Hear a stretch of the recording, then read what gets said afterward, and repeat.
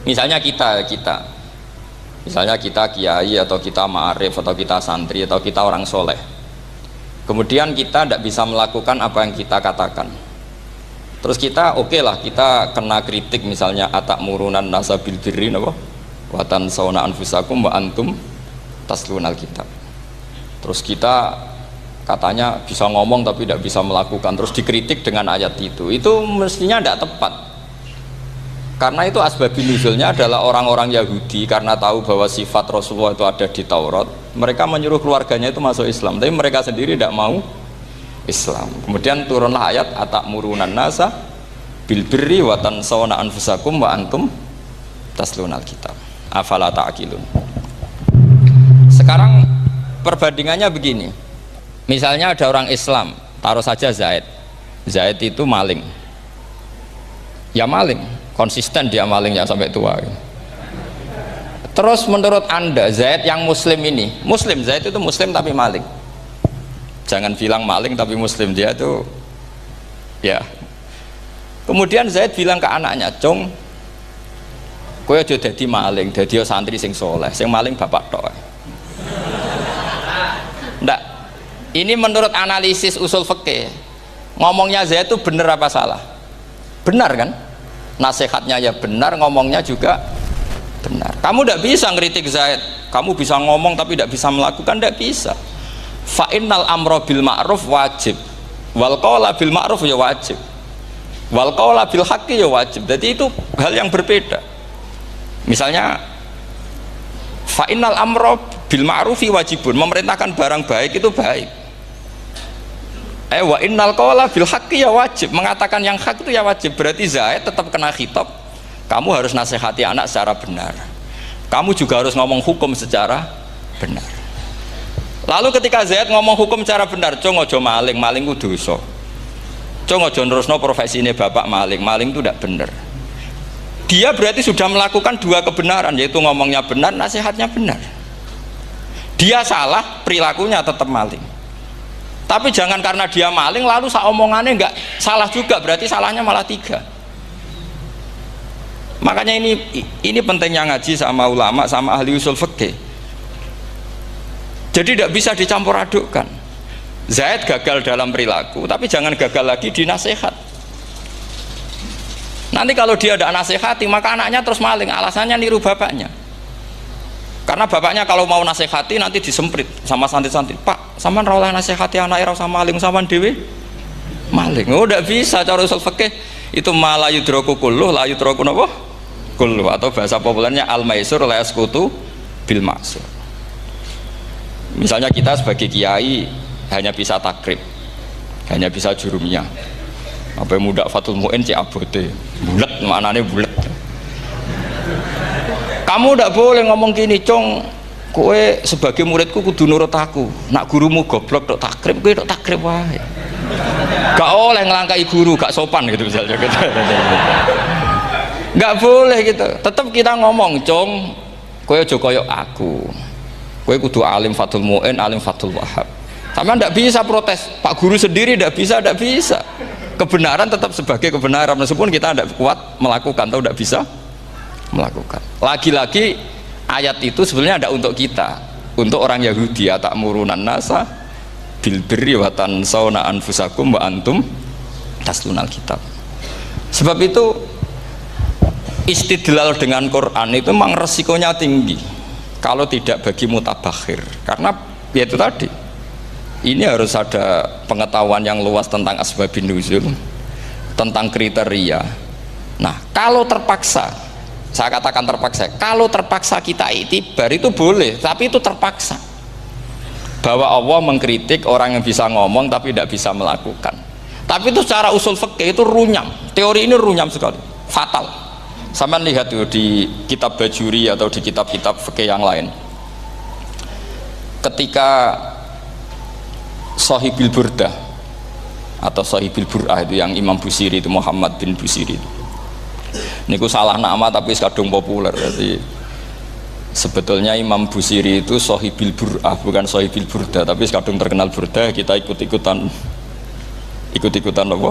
Burdah. Imam Busiri itu ngeluh, saya ini orang yang banyak kesalahan. Di antara salah saya adalah saya bisa ngomong tapi tidak bisa melakukan. Yaitu saya ngomong misalnya orang supaya tahajud, saya tidak tahajud. Saya ngomong orang supaya sholat sunat, saya nggak pernah sholat sunat. Itu sarahnya itu yang menyarai itu kan Imam Bajuri itu yang sarah Burdah. Itu mengkritik begini. Kalau Anda ngendikan itu fi ma'radi dzammin nafsi, yaitu dalam konteks Anda mengkritik diri sendiri oke. Tapi omongan Anda salah. Karena secara usul fikih fatal. Fatalnya begini. Misalnya saya nggak pernah tahajud. Ya mungkin itu nyata. Oke, mungkin itu nyata.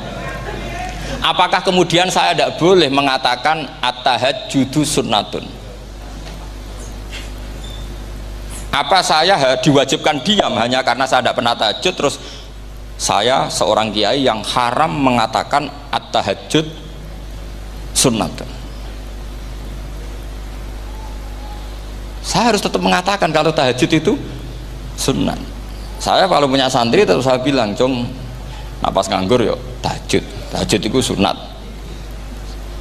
Karena mengatakan kebaikan pasti bagian dari kebaikan itu sendiri.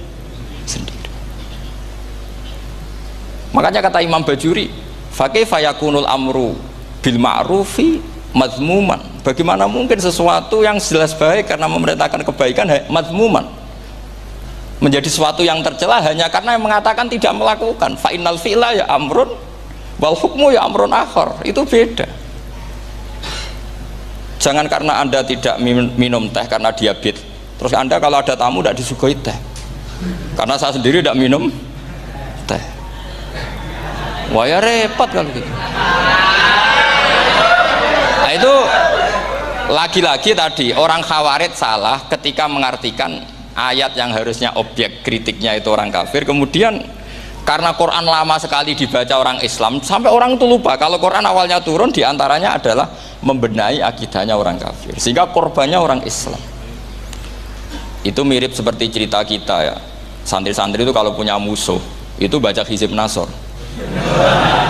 Dulu pengarang Hizib Nasor itu musuhnya orang fasik, sehingga di Hizib santri ora duwe musuh wong fasik, duwene kancane dhewe, akhirnya kancane yang kena Hizib.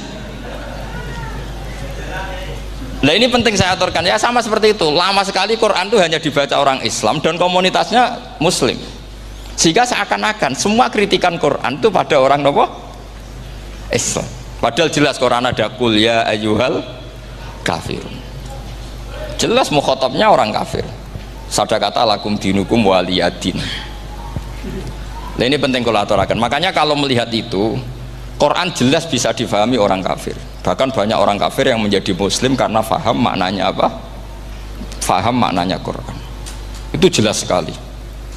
Itu masyhur sekali dialeknya Nabi dengan Walid bin Mughirah, dengan Utbah, dengan banyak sekali termasuk dengan Abu Jahal, dengan Abu Lahab. Bahkan orang-orang kafir Quraisy itu menyewa namanya Musailamah Al-Kadzab. Kalau di sini umumnya baca Musailamah apa Musailimah? Trennya di sini pakai fathah ya.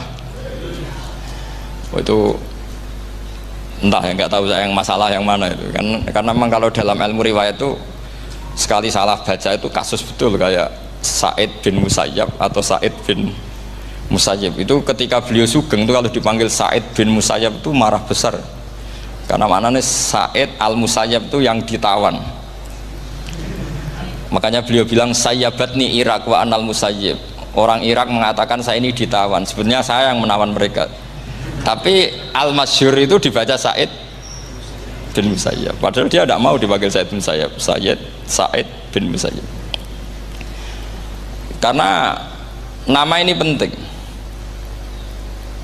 Pentingnya begini. Ini kata Rasulullah kalau sedang guyon, kata Nabi, mbok kamu itu sekali-kali mikir, kenapa saya ini diberi nama Allah Muhammad, katanya. Ini hadis sahih di Bukhari, ada di Kitabul Adab, banyak lah tag ini. Kenapa ya Rasulullah? Allah itu senang bingung wong kafir, kata Rasulullah. Karena Abu Jahal kalau manggil saya jadi bingung. Itu kalau orang Arab kan pasti tahu maknanya. Muhammad maknanya orang yang terpuji. Sehingga kalau Abu Lahab ngomong itu jadi paradok. Hei orang yang terpuji, kamu bohong. Kan jadi aneh. Ya Muhammad kadzabta, hei Muhammad kamu bohong. Kalau diterjemahkan hei orang terpuji, kamu bohong. Itu akhirnya sahabat tertawa-tawa. Karena cek pinter ya pangeran milih nama kamu ya Rasulullah, karena ini bingungkan musuh gitu. Makanya kalau kamu udah anak kiai, itu anak kamu panggil, namakan saja Agus, pasti satu pondok manggil Gus semua. Itu aman itu. Oh itu mbok yang nggak seneng tetap panggil Gus. Karena kalau untuk Gus putra kiai kan butuh di bapak kiai, kan bapak ayus kadung rakyat gitu kan, itu ada triknya, yaitu anaknya dinamain Agus. Nah itu Rasulullah itu sudah dipilih sedemikian rupa oleh Allah, perilakunya benar, ahwalnya benar, sak namanya juga benar. Sehingga ketika Abu Jahal, Abu Lahab tahu bahwa nama Muhammad ini problem, karena ini madah itu memuji. Sehingga mereka kalau mencari Muhammad itu bilang ainal madmum, mana orang yang tercela. Terus orang-orang Quraisy tidak paham, kamu nyari siapa? Akhirnya mereka bilang ana atlubu Muhammad, dan saya cari Muhammad. Akhirnya bilang Muhammad lagi. Nah, itu. Nah, Quran juga main di ranah nama. Sehingga Abu Jahal itu namanya kan Abul Hakam. Orang Islam dari awal memanggil Abu Jahal. Karena kalau sampai kita manggil Abul Hakam, kita akan mengalami paradok, ya Abul Hakam, hei bapak dari semua kebijakan, kamu begini kan kacau. Makanya itu dari sini orang nggak boleh salah apa? Salah nama. Ini penting kalau aturakan, karena kadang menganalisis Quran itu satu bilisanin arabi mubin. Kata Imam Syafi'i, wa innahu latanzilu rabbil alamin nazala bihir rohul amin ala qalbika litakuna minal munzirin bilisanin arabi mubin. Di antara, kata Imam Syafi'i ini, di antara aturan pokok memahami Quran adalah dia malian bil arabiyah, dia sangat-sangat menguasai bahasa Arab. Itu masyhur dalam dialog Imam Syafi'i. Saman kalau ngaji takrib atau Fathul Mu'in, syarat sahnya tayamum lil musafir itu apa? Tolabul ma', mencari apa? Air. Sampai kalau di takrib dicontohkan, kalau di tempat atas nyari ke bawah, kalau ke bawah nyari ke atas. Imam Syafi'i ditanya, kaifa taqulu bi syartit tolab, bagaimana Anda berpendapat bahwa tolabul ma' itu wajib untuk menjadi sahnya tayamum? Terus Imam Syafi'i faqara'a falam tajidu ma'an, kamu pergi kemudian falam tajidu ma'an, kamu tidak menemukan air. Terus Imam Syafi'i mengatakan la yuqalu liman lam yatlub lam yajid wa innama yuqalu lam ya'rif, katanya. Orang yang nggak pernah mencari itu tidak bisa dikatakan lam yajid, tidak menemukan. Kalau belum mencari namanya tidak tahu. Padahal Quran bilang kamu pergi kemudian kamu tidak menemukan air. Tidak menemukan itu berarti harus mencari dulu, baru dikatakan lam yajid, tidak menemukan. Kalau tidak pernah mencari namanya tidak tahu. Hanya gitu tok itu jadi ilmu bahwa tolabul ma' itu wajib, karena Allah mengatakan falam tajidu ma la yuqalu liman lam yatlub lam yajid wa innama yuqalu lam ya'rif. Orang dikatakan tidak menemukan berarti setelah mencari kemudian kesimpulannya tidak menemukan. Kalau belum mencari namanya apa? Tidak tahu. Nah, dari sini Imam Syafi'i istidlal wajib tolabul ma'. Ini namanya malian bil arabiyah, dia menguasai bahasa Arab. Begitu juga ulama-ulama sufi. Itu ada cerita Aba Yazid Al-Bustami, itu ada muridnya baca ayat wasiqal ladzina taqaw rabbahum ilal jannati zumara. Orang-orang takwa itu digiring menuju surga. Itu dia nangis. Muridnya kaget, ini guru saya tidak benar, ini ada cerita surga tapi dia malah nangis karena ayatnya itu digiring. Terus kata Abu Yazid, mereka itu di mana saja, masa ke surga aja butuh digiring? Ke surga itu kan nikmat, ngapain butuh digiring? Saya tidak mau, kata dia. Abu Yazid itu gak mau digiring ke surga, itu gak mau. Muridnya kan tambah kaget, memangnya mau neraka kan, gitu pikirannya itu. Ternyata beliau jawabnya sederhana, saya pas itu sudah dekat sama Allah sehingga tidak perlu digiring. Kemudian saya sudah panitia kiamat pas itu, jadi nggak perlu digiring. Nah ini nanti penting jadi satu aturan ilmu ulumul Quran. Saya di rumah itu istiqomah ngajar Qawaidul Asasiyahnya Said Muhammad yang dulu ditulis abahnya Zubdatul Itqon oleh Said Alawi. Kemudian Zubdatul Itqon itu tentu dari kitab Itqon. Terus Said Alawi dulu ngarang kitab Faidul Khobir, sarahnya Faidul Khobir sama Sayyid Muhsin Al-Musawab, dulu dari Padang tapi hidupnya di Mekah. Saya dulu talaki sama Mbah Mun. Itu ternyata ada ayatnya, innal muttaqina fi jannati wa nahar fi maq'adi sidqin 'inda malikim muqtadir. Sekarang sampean saya tanya, menurut Anda semua orang kena hisab enggak? Enggak, sampean jawab saja. Menurut Anda ketika di mahsyar semua orang kena hisab apa enggak? Pasti kita menjawab iya. Tapi kata Said Muhammad itu keliru. Enggak kebayang orang seperti Nabi kena hisab. Pasti yang kena hisab itu orang-orang yang enggak jelas. Nah, misalnya Nabi jelas baiknya, harusnya ya langsung nggak kena hisab. Karena tidak mungkin seorang saksi kok diaudit, tidak mungkin.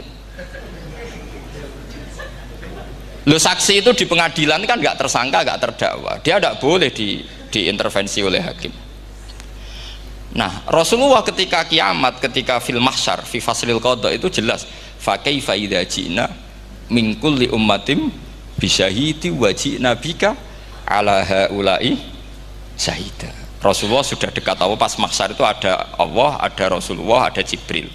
Kemudian Nabi itu mengidentifikasi, ditanya sama Allah, bener mat ini umatmu? Ya, niki umatmu ya. Kalau yang nggak jelas ya Nabi lama jawabnya. Makanya kamu jangan jadi orang nggak jelas. Nah, itu kalau sekali nggak jelas itu Nabi lama sekali jawab. Nah, artinya begini, yang kena hisab itu meskipun kata Said Muhammad, meskipun Dhahirul Quran itu menetapkan asbata umumal hisab, tapi zahirnya Quran yang sama juga menafikan hisab. Itu karena nggak mungkin, nggak kebayang kita malaikat berani menghisab afdalul khalqi. Sama bisa bayangkan malaikat mengaudit Rasulullah SAW, ahabbal khalqi ilallah, kepen cilaka mencit ya. Wong jajar Allah kabeh dinten audit sudah indah. Fa kaifa idza ji'na min kulli ummatin bisyahidi wa ji'na bika ala haula'i syahida. Lalu mungkar nakir juga sama. Sampean bisa bayangkan mungkar nakir tanya Nabi Muhammad. Tesnya susah.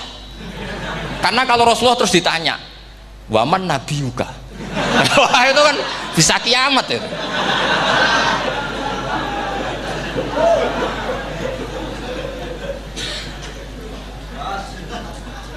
Paham ya?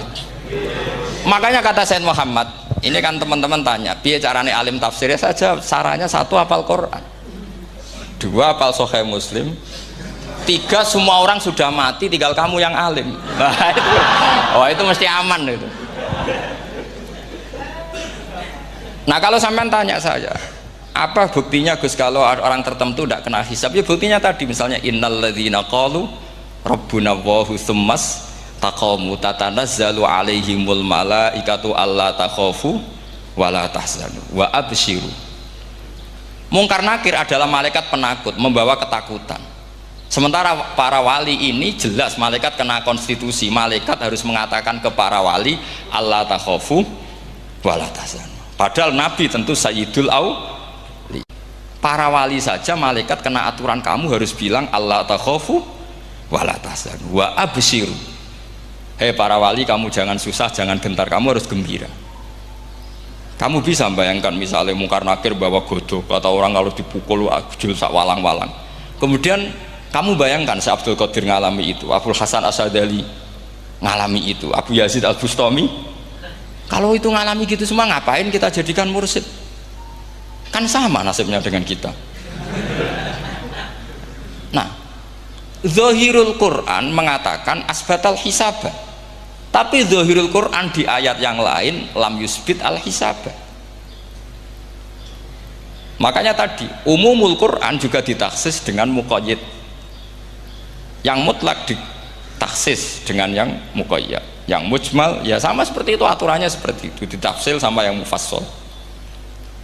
Sama orang kafir yang jelas, sampean bisa bayangkan malaikat ngaudit Fir'aun, cek kurang penggaweane, jelas eleke kok di audit. Misalnya Abu Lahab diaudit, oh malaikatnya celaka mencit. Berarti dia nggak percaya sama pernyataan Tuhan tabat yada abi lahabiu. Malaikat kok ngaudit Abu Lahab. Mungkin Gusti kula ceke. Nak menawi wonten nabi. Lho ki ora tau ngaji Quran tapi wong ayate tabat yada kok cek dicek. Nah, yang seperti ini masuknya kategori ulaikal ladzina satruse mereka yang kafir bi ayati rabbihim wa liqaihi fahabitos a'maluhum fala nuqimu lahum yaumal qiyamati wasna. Jadi ada orang-orang kafir yang jelas kena aturan fala nuqimu lahum yaumal qiyamati wasna. Jelas kafirnya ya gak kena hisab, yang jelas nabinya jelas wasinya juga gak kena hisab. Yang kena kita di tengah-tengah. Tapi ilmu itu ikut mainstream karena semua orang bilang ada hisab ya kita ikut-ikutan bilang, ya sudah gitu saja. Tapi kalau aslinya rapati percaya. Umumnya uang gerono mati ditalkin ya kita melok-melokan nalkin. Tapi kalau kadang ya gak kebayang. Piye nak wali-wali ditalkin. Makanya ada di dunia wali itu ada cerita Rabi'ah Adawiyah itu termasuk keramat beliau itu. Kalau Imam Sibawi kan dalam cerita wali kan ditanya Marrobuka ngapunten niku man mausul nopo istifham. Wah itu malaikatnya tidak pernah khataman alfiyah kan repot. Kalau Rabi'ah Adawiyah lebih parah lagi itu beliau tuh nangis sekeras-kerasnya, nangis terisak-isak, dia tersiksa. Ya Allah, engkau itu zat yang paling saya kenali dan harusnya semua makhluk itu kenal engkau, tapi ini hamba engkau tanya engkau itu siapa itu kan ini orang aneh kata gitu.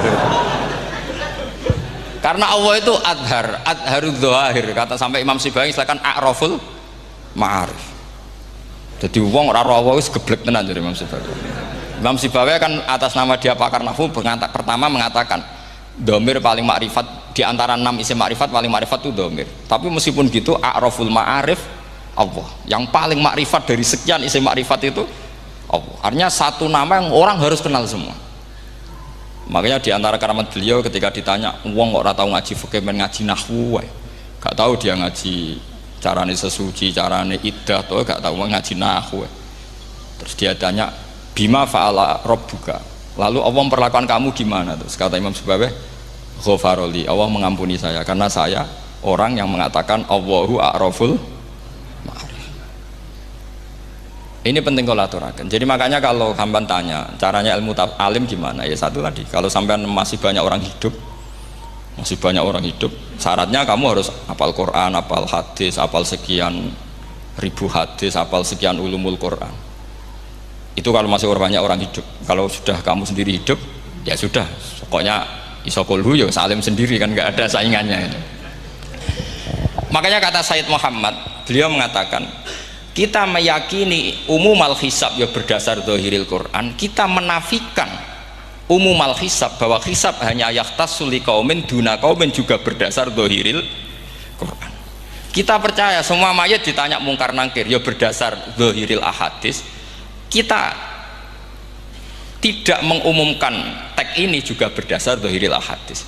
Karena malaikat mungkar nangkir juga malaikat. Berarti dia kena aturan kalau ketemu para wali Allah takhafu wala tasan.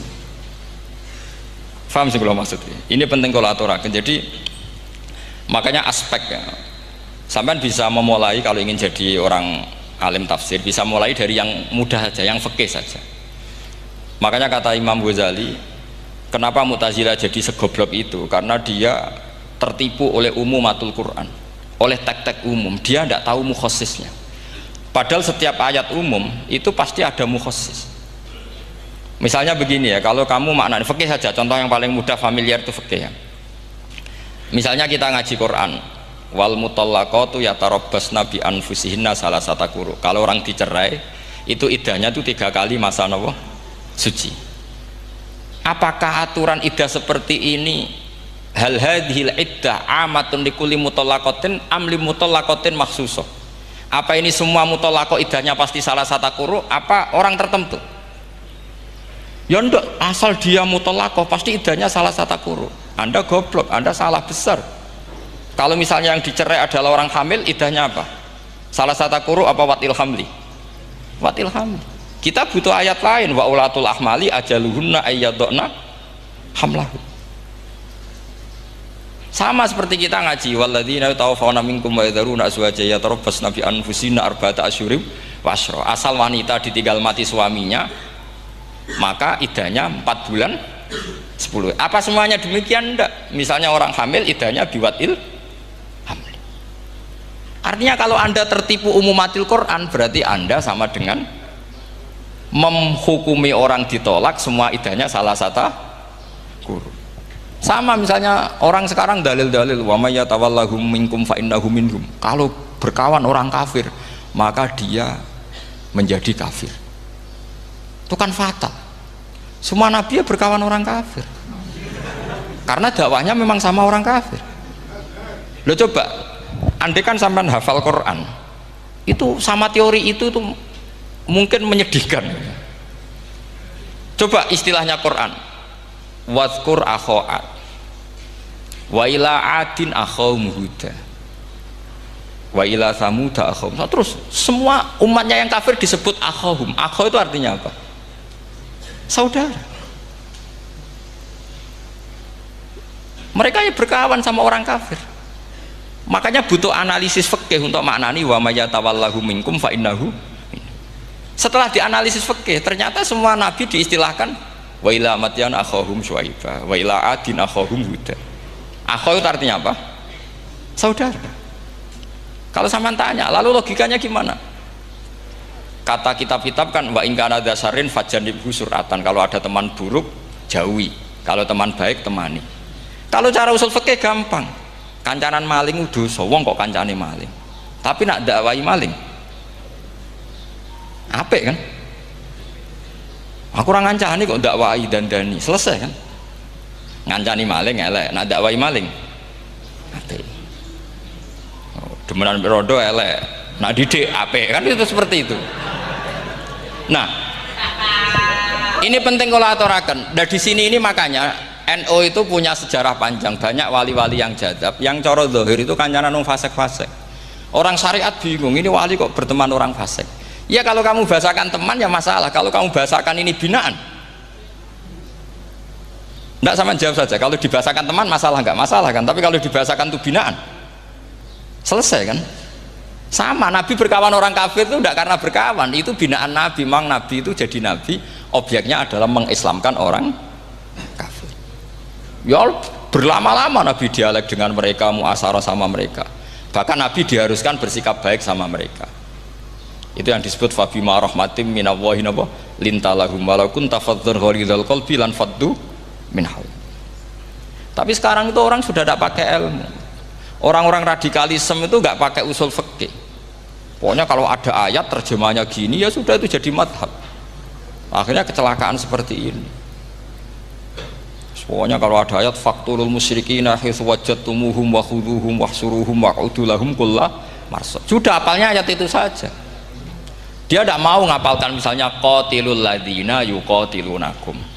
Ada ayat lagi wa akhrijuhum yamin haitsu akhrajukum. Sehingga ulama kita membagi kafir itu ada harbi, kita musuhi, ada zimmi, ada muahad, ada musta'man. Itu ulama karena tahu tidak semua orang kafir itu harbi, tidak semuanya zimmi, tidak semuanya muahad, tidak semuanya musta'man. Kalau harbi oke, kita perang, kalau zimmi ya kita bina, kalau muahad ya sesuai perjanjian kita, kompensasinya apa, MOU-nya kayak apa. Tapi apalnya mereka ayat satu tema. Nah celakanya kita yang ngaji di pondok-pondok yang katanya spesialis ingin alim tafsir, apalnya ya satu ayat juga. Wah itu kan satu ayat versus satu ayat, itu ngeri. Makanya kalau sama tanya saya ini, katanya di acara ini sama tanya gimana caranya jadi ahli tafsir, saya jawab gampang. Caranya itu hafal Quran, hafal hadis, terus hafal ulumul Quran. Ya misalnya Nadoman ya Faidul Khobir lah, kalau kitab Nasar ya minimal itu setengah lanya itkon lah. Kalau nggak lanya-lanya amat ya agak lanya.